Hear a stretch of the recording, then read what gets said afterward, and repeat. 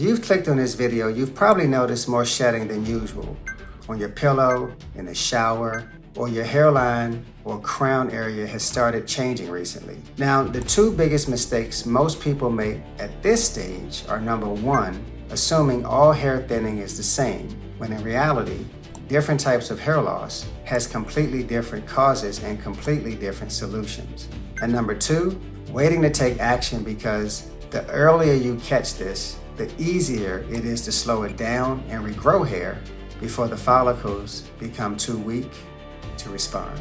And that's why this might genuinely be one of the most important videos that you'll watch right now. So in the next 9 minutes, I'm going to break down the most common reasons behind hair thinning, how to identify which one you may have, and which treatment genuinely makes sense for each. Hi, I'm Bobby Spence. I'm a certified trichologist with over 20 years experience as a hair loss expert. And here at Theradome, we've helped thousands of people improve their hair growth and their hair density by following a very specific evidence-based approach that most people completely overlook. I'll talk to you more about it later in the video. Now, before you start looking at treatments, supplements, or random products online, you first need to understand something most people never realize until it's too late. Hair thinning can be caused by multiple types of hair loss conditions. And if you don't know which one you're actually dealing with, you can spend months treating the wrong problem while your hair continues to get worse underneath. So let's first break down the 5 most common types of hair loss conditions and how to identify them. Type 1, Telogen effluvium. This type usually happens weeks or even months later after the actual trigger. Telogen effluvium, or TE, happens when a major stress event pushes a large number of follicles into the resting phase all at once. Then a few months later, these hairs begin shedding together. Common triggers include stress, illness, surgery, hormonal changes, new medications, or aggressive diet changes. Now, sometimes TE corrects itself once the trigger has removed itself and the body stabilizes, but if your stress levels still remain elevated, even after several months, or the shedding keeps continuing beyond 6 months, then it's important to speak to a doctor or a trichologist because these follicles may need active support to properly return to a healthy growth cycle. Moving on. Type 2, traction alopecia and CCCA. This happens when repeated physical or chemical stress slowly damages the follicles over time. Tight ponytails, braids, weaves, wigs, extensions, chemical relaxers, excessive heat styling, or chronic scalp inflammation can all create long-term damage around the follicles, especially near the temples, the edges, and the crown area. This is also where a condition called CCCA, central centrifugal cicatricial alopecia, comes in, which is a scarring form of hair loss, commonly linked to chemical relaxers and repeated heat damage. If this continues long enough, the follicles can eventually scar and that damage can become permanent. But if caught early enough, this type of thinning is often reversible. The first step is removing the physical or chemical stress itself so the follicles can gradually return to a healthier growth cycle. Moving on. Type 3, alopecia areata. This one is autoimmune related.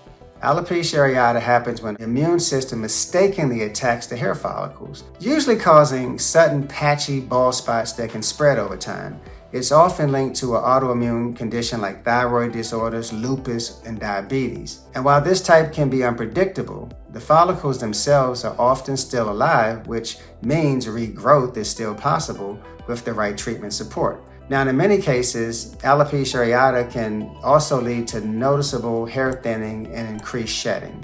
Treatments for this usually involve working closely with a dermatologist or a trichologist to identify the underlying autoimmune trigger and to reduce inflammation before the follicle damage becomes more severe. Moving on. Type 4, androgenetic alopecia. This is the most common type of hair loss, what most people think of as pattern baldness, and it affects men and women.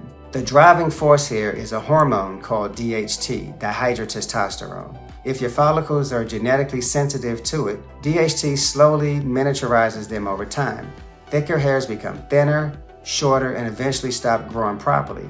You'll usually notice this as a receding hairline in men or diffuse thinning around the crown and part line in women. And because this type usually happens gradually, many people don't notice it until they suddenly realize their density has significantly changed. And one of the most commonly used treatment approaches here is combining minoxidil with LLLT, low-level laser therapy.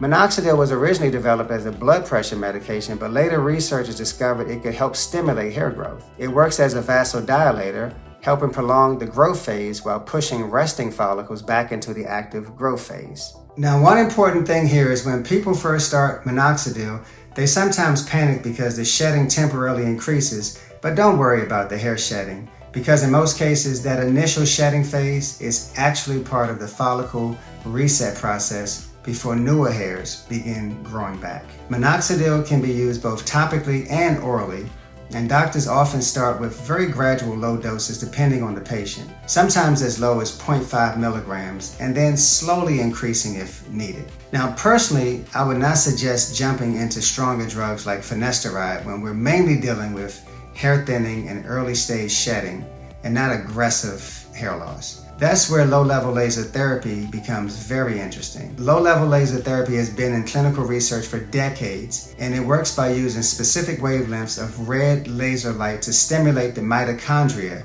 inside your follicle cells. This helps the follicles produce more energy, stay longer in the growth phase, and reduce premature shedding. And unlike hormone-blocking drugs, this option is completely drug-free without hormonal disruption. But this is also where most people get confused, because not all low-level laser therapy devices are equal.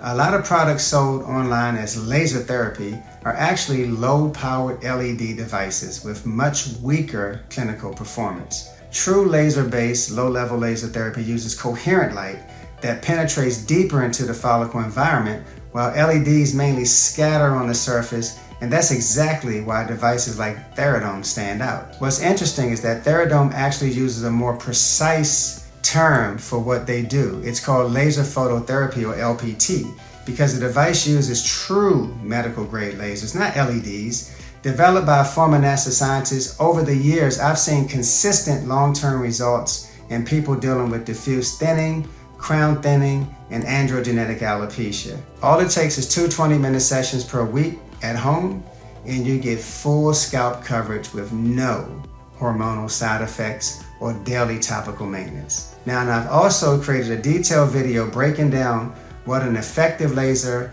hair helmet can actually do and what it is, and the common mistakes people make when buying one, and why most people never get the results they were expecting. That video is right here. Go check it out.